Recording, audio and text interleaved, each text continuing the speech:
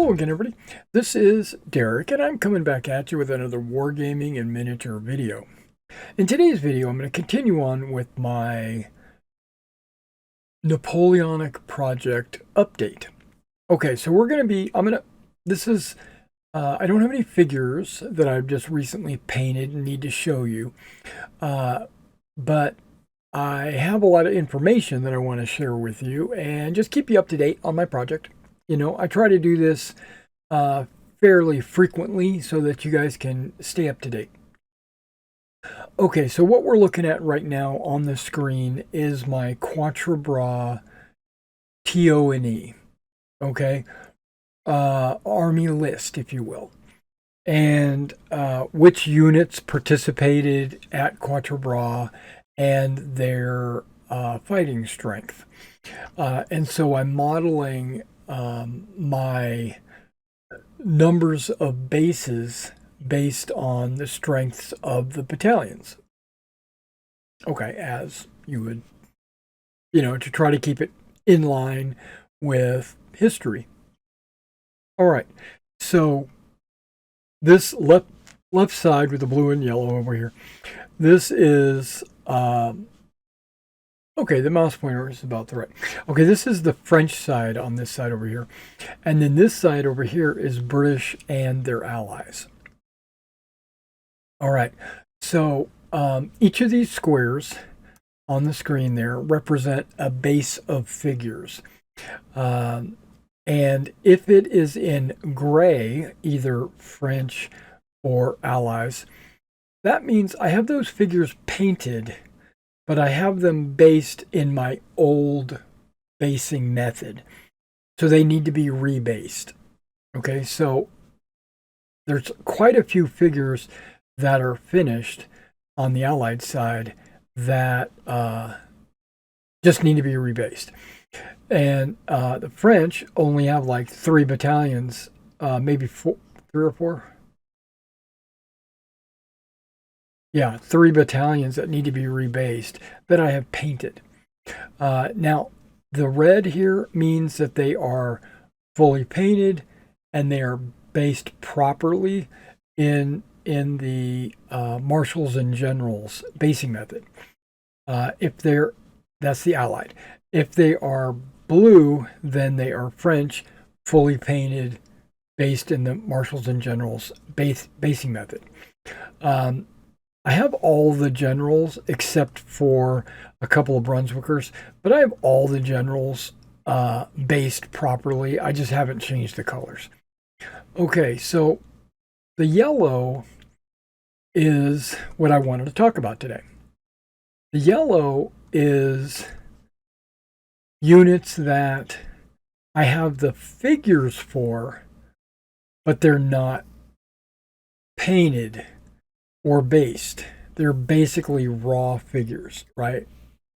So, and I just recently received my Old Glory order in, and last week I received my minifigs order in, and so I went and I took those figures and I compared them. I even have right here on my table, I have compared them with the raw figures that I already had and pieced together all the units to see what I needed and what I didn't need. Okay, so it looks like I've got the limbers and the horses for not only the Brunswick limbers, but also the Dutch-Belgian limbers. So that's good. I also have all of the Nassau troops to go ahead and get them finished. I have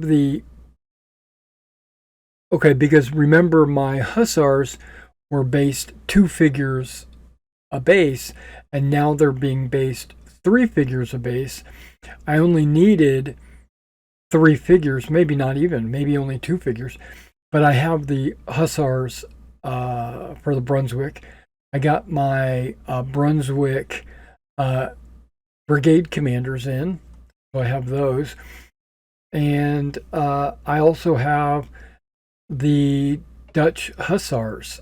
So I've got enough to do um, all of the uh, to get all the Hussars, the Nassau, the Brunswick officers, limbers, and everything. And then when it comes to the Dutch Belgian, I now have enough militia, which I didn't have any actually, but now I've got all the militia I need. I also have the Belgian line infantry, and I have the Jaegers. So I've got all of the Dutch Belgian brigade. And then if you scroll up, I already had the Landwehr, Hanover Landwehr. I've already had them. I just haven't worked on them. And then the Brits, I double checked and made sure I had all the Brits. So, so basically now, with the horses I received, the limbers I received, and all the infantry bags that I received, I'm able, and cavalry, now I'm able to do the entire Allied side. So now on the French side, I've already had some horse artillery, guns, and crew, just not put together. But now I've got the horse artillery limbers. So those are taken care of. The infantry on the table here, on what I'm currently working on, is the 72nd and the 108th, the 2nd battalions. There is 3 battalions of the 108th, but because the 2nd and the 3rd battalion were reduced or had very, well, primarily the 3rd battalion had very few men, like 200. I just rolled it into the 2nd battalion to make 2 full-size battalions of 6 bases. I didn't want to have a 4 and a 2. That's probably more accurate to have a 4 and a 2, but I didn't feel like it would be beneficial or it wouldn't speed the game up or anything. So I just went ahead and rolled them in. All right, and then I have all the first lights, and I had all the second line. I had all but 2 battalions basically ready to go until I got my Old Glory in. Now that I got my Old Glory in, which I was able to fill out my French infantry. Now I've got all the French infantry needed to do Quatre Bras. I need to get busy putting together my French because it looks like I'm falling behind, but it doesn't matter because they all have to get done anyway. I did get in the chasseurs, the guard chasseurs. I already had a couple of bags, but it wasn't enough to do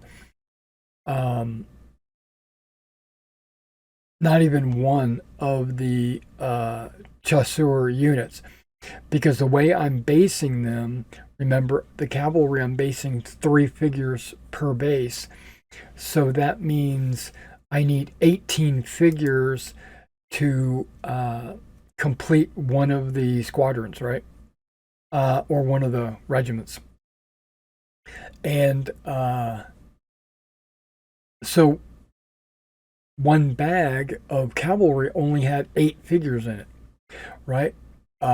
So it would have been 16, which would have been very close, but it wouldn't have gotten me all the way.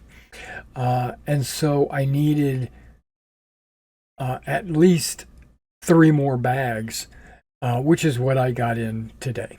So we actually have 40 figures because I've got 5 bags, right, of 8 figures each, which makes 40 miniatures. and 18 and 18 is 36. So basically, I'll have 4 extra chasseurs. Okay. I already have the Polish and the Dutch Lancers. I have the Cuirassiers, and I have the Dragoons. So those are all good to go. And if you're interested, I did get a bunch of extra models in too on my eBay store, so you should be able to check that out as well if you want. All right, so I just want to let you know that from what I can tell, I have every figure now needed.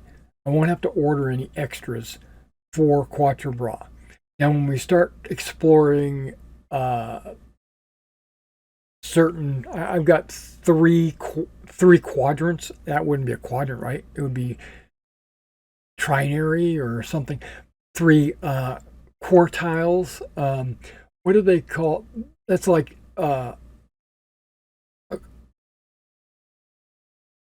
they call neighborhoods quartiles, right? Well, either way, I've got like the left flank, the right flank, and then the far right flank. So those are the 3 battlefields that I plan to play. I don't think I'll be able to get all 3 of them on a table because I think that would require like an 18-foot table, and I just don't have that. So I'm going to make 3 4x6 tables. Waterloo, I don't think I'm going to make. I don't know. I'm kind of anal about it, but I don't think I'm going to make terrain boards for the entire thing. I think I'm just going to use cloth and flexible roads and hills on top of the cloth or under the cloth. I could always use a cloth with paint on it for. I can make flexible maps because I did that for Quatre Bras a couple of years ago. I took a paint canvas and I put flock on the paint canvas and then rolled it up, right? For a black powder Quatre Bras game in 28 millimeter. Don't want to do that. I think I'm just gonna lay a grass blanket out and then lay roads, put buildings and town sectors and stuff out on the table, and that way it can be picked up and readjusted depending on which of the 3 battles we play. Okay, so but having said that, like when I explore, okay, back up. When I explore the second battle, right, where the first corps is attacking, then I'll have to do the first corps infantry. Or I can proxy a bunch of these Reals battalions for the Durlorons battalions, right? So I can do a little proxying because an infantry battalion is an infantry battalion, right? Right. I did that a lot when I played Napoleon's Battles. I just made a whole bunch of brigades and used random flags because it didn't matter because they were brigades, not battalions. And then when you put them on the table, you could just say that's 1st Battalion, or you could say that's 2nd Battalion, or whatever. So, but there might be some units that don't overlap, that I can't proxy. Like let's say the British have a rocket battalion, a rocket battery. That's not at Quatre Bras, so I'll have to make that for Waterloo. So I'm sure there's a few units that I'll have, like if there's not enough from Quatre Bras, like there's going to be a lot of cavalry, British cavalry at Waterloo. That's not at Quatre Bras.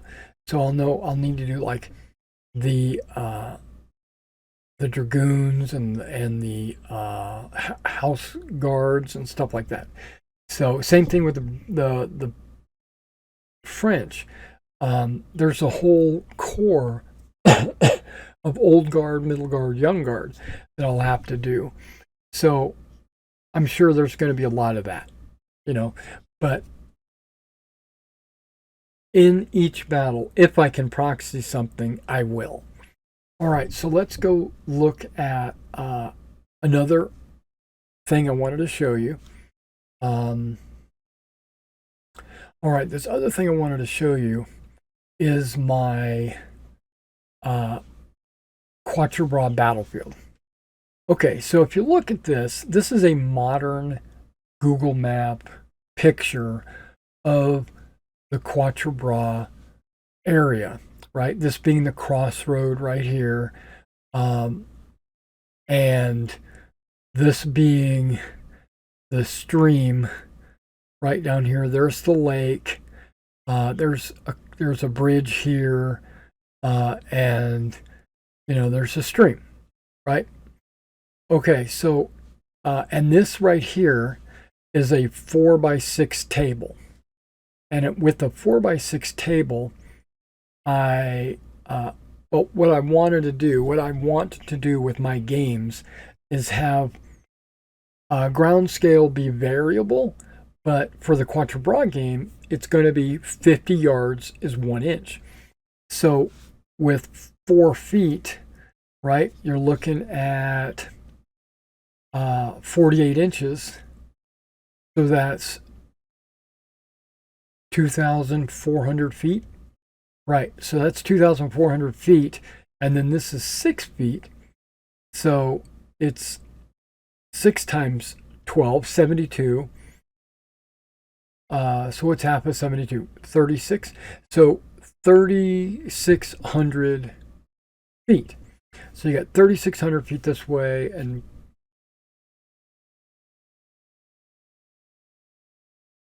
what did I say? 48, be 2,400 feet that way. Okay, and I broke that down into 12-inch grids. Okay, so there's my 12-inch grids. And I've been working on, and you can see all through my Wargaming weeklies of this last week, that's all I've been working on, are these tiles of Quatre Bras. So each one of these being a 1x1 square that I can put on my table, my 4x6 table. And if you overlay that, I'm going to do a little opacity. Okay, so you can see the road here on my black and white map is overlaid perfectly with the actual modern day roads, right? So if I turn off the background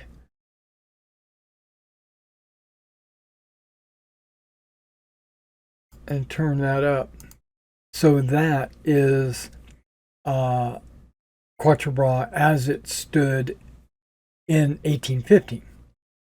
Okay, with placements of various units and things like that. Okay, so what I did was I took Gemian Court, Piermont, I can't remember what that's called, this farm system here, and then at Quatre Bras itself, and I made town sectors. Okay, so these, now remember, this is all being worked on my 1 foot tiles that I'm making.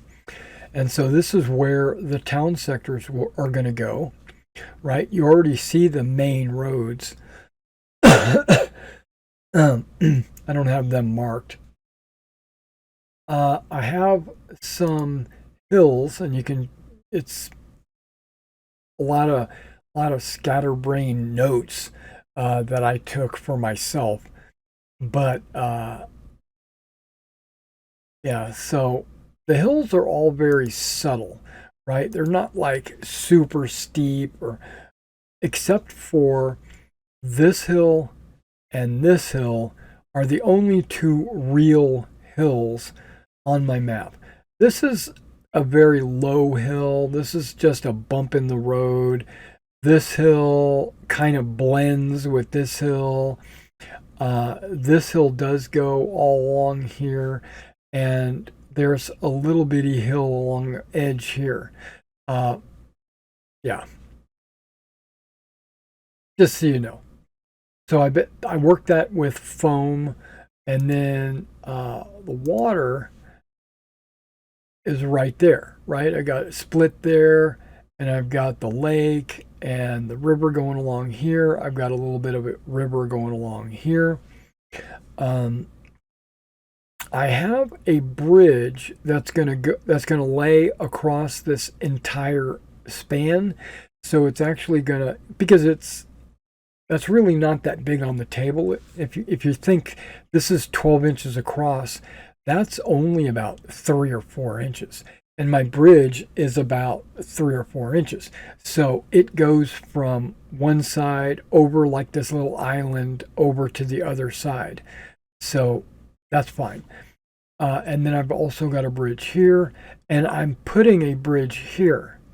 I am not planning on putting a bridge here, but I am planning on making that like a little fordable area. I might make this fordable as well, but I did cut out a little spot for my bridge, so I think I'm going to put a bridge. And I was playing a game. What's it called? Here it is, Scourge of War. I was playing Scourge of War Waterloo, and I have the Quatre Bras supplement. And I went ahead and thought about it, and I said, you know what? It has a beautiful map in that game. So I uploaded it and got in a little character and drove around the entire map to see everything. And there is a little footbridge right here on their map. So I thought, I'll put a footbridge there for me too. Why not, right? Okay. So, and so on my maps, I've got all of this. Okay, first of all, this area. Okay, hold on. Let's get rid of the water. Show the woods. Okay. In this area here, and these three areas there, I have a different texture flocking on the maps. It's kind of like a static grass with stones actually mixed in. It's everything right now is grass paper, like a grass paper mat. And I've varied up a lot of different areas with different colors. It's almost all dark green. Almost all of it is dark green. But I have a few spots that are light green, and I have like twice as many spots is like a golden yellow. So it just breaks it up, right? But I'm going to hold off on working on that anymore. I thought I was going to just knock out like foliage along the roads and the trails and stuff like that, but I'm not, because I have an order coming in from Hobby Link. I don't know if you shop at Hobby Link, but I do a lot of my terrain railroading supplies from Hobby Link, and I ordered, I don't know, 10 different styles of tufts. I ordered some ground cover, like bushes. I ordered flock. I ordered some coarse flock.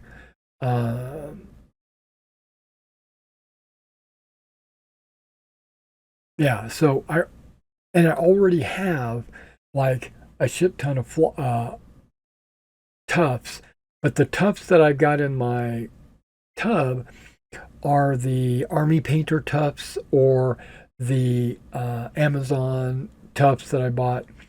And those tufts are great for putting on miniature figures. They would be great on a terrain table, but I I might use them sparingly because they're too big, right? They're 28 millimeter, uh, or 1/72 would be okay. But on a terrain table that you're supposed to have 1 inch is 50 yards, I don't want to put a 1 inch tuff on there because that's a 50-yard bush, right? Um, yeah, but I also don't want to do just a 1 millimeter bush because then that would be 6 feet, right? One millimeter would be 6 feet. So I don't want to make them too small. So I've got a quandary that I got to make it big enough that I have to make the hedges and the bushes and everything on the map be big enough to look appropriate for the figures, but also not too big for the map, right? So just like I'm doing my buildings in 10 millimeter, I think, which is real close to N scale, right? N is 12 millimeters. So I might put some like 2 to 4 millimeter tufts out there, or 4 to 6 maybe millimeter tufts. I might put some hedges out there that are only like 10 millimeters tall because I want to shrink all the terrain so that it doesn't become like too big for the map. But I also don't want to make them too small for the figures. So I've got a kind of happy median, happy balance. Uh, I'm leaning towards accommodating the figures. So I'm going to try to use terrain kind of sparingly, but make it a little, in areas, I'm going to make it bigger, that kind of stuff. Also, with the flock paper, so like I got like a 12 by 12 piece of paper and I glued it down on the foam. So it's just one tile of just nothing but green flock. One of the tiles is like that. That's too plain, right? So I'm going to go into all the tiles. I'm going to go along the roads and put like little bushes along the roads. I'm going to put entrails, but also along the edges of the tiles. Wherever a tile doesn't match up just perfectly, I'm going to put bushes in there so that when you push the tiles together, the bushes go along the edge. But I don't want to do that everywhere because then that'll make a grid on the table, and I don't want that. So, but even though the tiles will automatically make a grid, I don't want to bring your attention to the grid. So in certain areas, I'm going to put bushes and foliage so that it breaks up that square template, right? The roads are already painted and the trails are already painted. Yeah, I've got the trails. Yeah, they're already painted. There's a few, this section of trail I didn't bother doing. So let's, okay, no big deal. But those are the trails that I did do. I made them a brown. I made the main roads a dark brown. Now I haven't colored in the town sectors yet. I think I'm going to use a different dark brown. I think I'm going to use the Vallejo dark brown, which is actually kind of a gray brown. Uh, and that'll be a great color, but I got to wait for that. Well, actually, I've got some. I might even have enough, but and plus I could just go in there and paint it. But I do kind of want it to be gritty. I'm gonna probably put a little flock inside there, maybe just a little bushes, just a little touch up, just to kind of disguise the town sectors, to maybe put some trails in there, maybe put a little tuff or bush in there. But I also don't want to make it so that, this is another point I'm going to get to. I don't want to make it so that a figure on a base, when I put it in the town sector, will be blocked or prevented from fitting inside the town sector because I got too many bushes, right? So I got to work that out. I got to figure out how I'm going to do that. I think I'm going to put like a little edge around the town sector, just so because just where the boundaries are. That's what I'm going to also do with the woods. Even though the woods are a different type of paper, I do want to put a boundary around the woods. It doesn't have to be complete. I don't have to make it like one long string. I just need to put a little bit here, a little bit there, a little bit here, a little bit there, just to kind of break up the edge. And of course, I'm just going to be putting trees down inside, and to make it obvious where those are. But like the big open fields, this is what I'm thinking about. Because like, imagine this section right here. It's a big open field, right? This section right here, it's a big open field with nothing breaking it up. This is a big open field with just this road and this town sector, technically. This is a couple of big open fields, so throughout the entire map, I'm going to take, it's already covered by flock paper, right? But I'm going to also flock the flock paper to make patches of grass or patches of different colored textures in the open field. So I'm gonna, and I might even put, like pasture breaks, like little hedges. Like I might take a little hedge and make a little square here, right, or something, and just to break it up, and then maybe put some a different color of flock on the inside of that, or same thing up here, like this line and this line and this line and this line. I know that I want to break that up. This trail here this is something I noticed on a couple of different maps. This trail has a hedgerow, or not really, not like Normandy, but like it does have a hedge bushes. It has bushes along the northern part of that trail. So I'm going to recreate that. I'm going to put some scrub along the northern part of that. Now on this on this main road, right where the packed and the kempt line is, it's a pretty substantial hedge.